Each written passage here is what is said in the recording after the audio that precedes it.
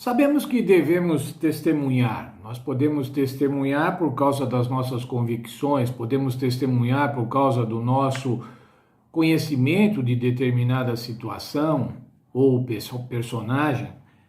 Mas qual é o poder de um testemunho pessoal?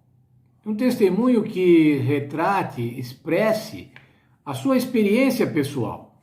Como o testemunho pessoal pode ser poderoso?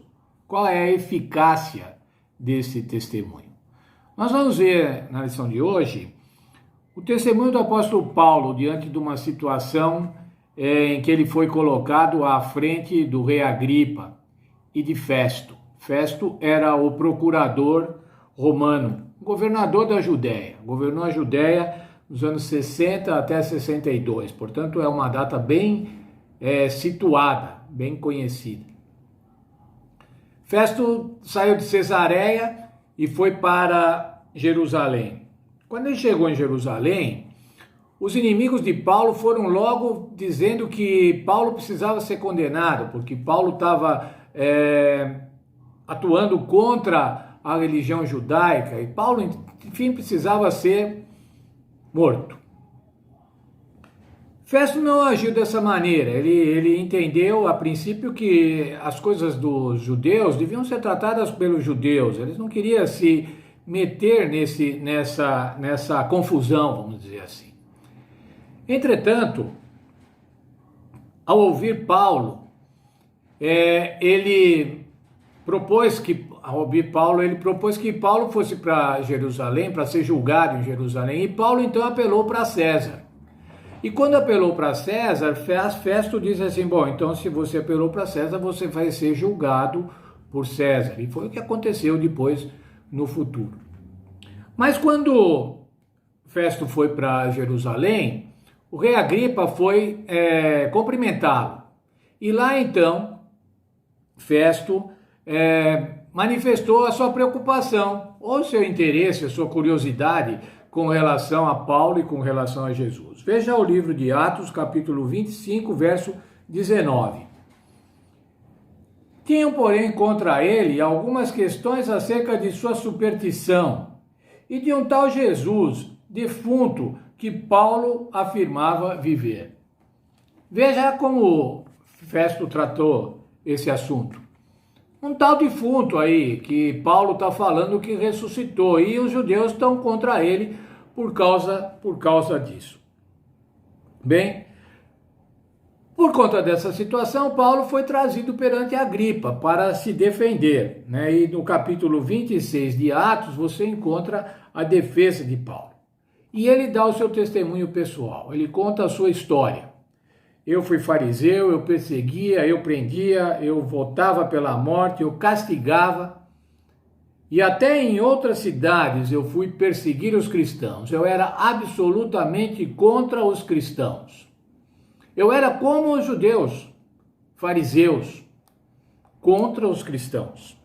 E aí eu fui para Damasco, que era justamente para prender e trazer os cristãos para serem julgados e eventualmente mortos em Jerusalém. Veja o livro de Atos 26, 14 e 15. O que aconteceu quando ele estava indo para Damasco? Caindo todos nós por terra, ouvi uma voz que me falava em língua hebraica: Saulo, Saulo, por que me persegues? Dura coisa é recalcitarem contra os aguilhões. Disse eu, quem és, Senhor? Respondeu ele, eu sou Jesus a quem tu persegues. Paulo estava falando, olha, Jesus, que havia sido morto, apareceu para mim e falou, eu sou Jesus a quem você persegue. Testemunho pessoal, não foi de ouvir falar, não foi de ler, não foi de saber história.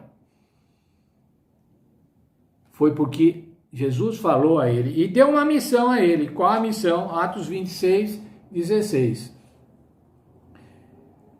Levanta-te e põe-te em pé.